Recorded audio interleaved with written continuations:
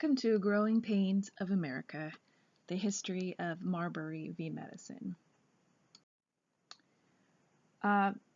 Starting with George Washington, he was our first president.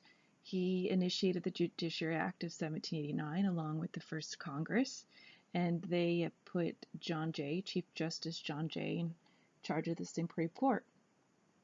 At that time, up until Marbury v. Madison, if it was a matter of a legislative issued law, the court would put the matter back to Congress to amend the law rather than the court declaring a verdict, particularly if the verdict only affected that case.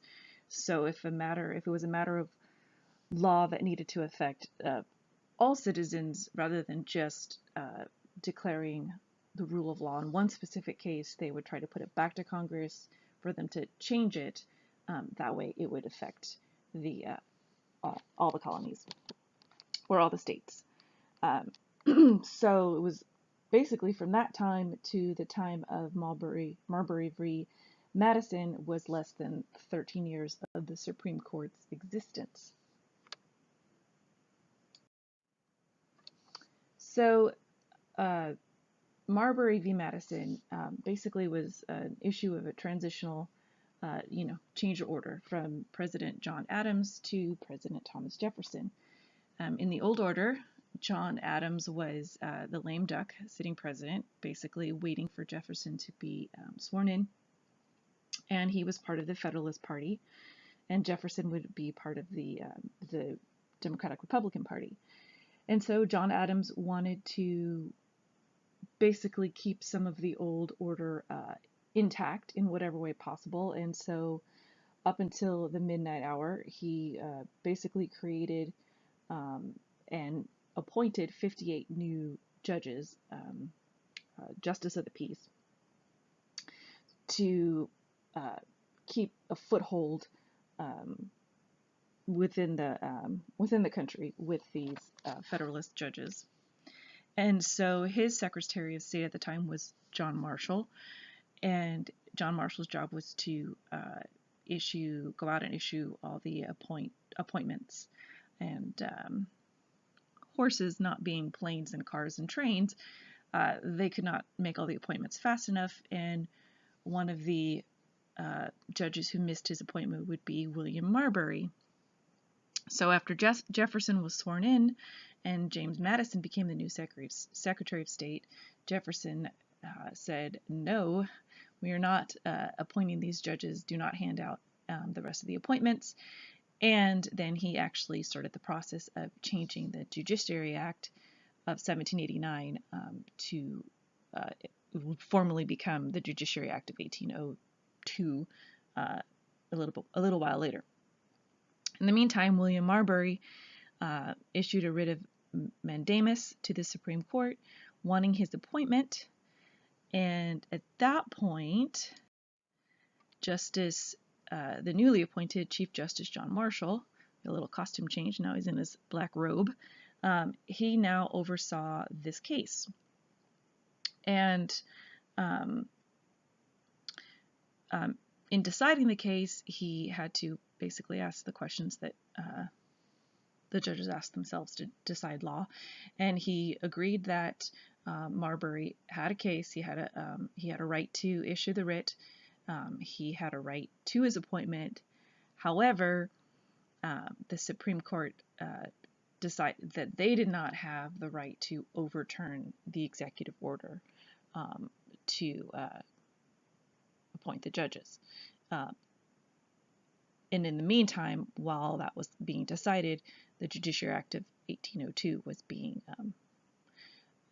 approved by the Senate. So, and John Marshall, he was from the Federalist camp back with John Adams, and basically from what I read, he was kind of poking at Jefferson in his opinion about the Supreme Court not being able to overturn executive orders. I can't quite figure out how that all works, because it seemed like he was Team Jefferson, even though he wasn't. Anyway, a little bit over my head. So basically, Marbury did not get his appointment, and he had to move on and find a new job. So how does it affect our lives today? Well, I jest with my two thrones, but let's face it, our vote today for president is about Supreme Court seats, particularly if we have justices that are towards the end of, towards retirement or death. And of course, who knows? Everybody lives a little longer these days. But and then of course, if there's an empty seat like we have right now. So our vote, we might not like the guy or gal running for president, but when push comes to shove, if a Supreme Court seat is open, then most people will be voting accordingly because they want the deck stacked, according to the political views or moral views. That's a personal thing for a lot of people. So, and obviously the Supreme Court, since, I have to say with Marbury v. Madison, everybody says that initiated judicial review, but from what I read it basically crafted the open door to get to that point that they could be responsible for judicial review and deem what is constitutional and what is unconstitutional going forward.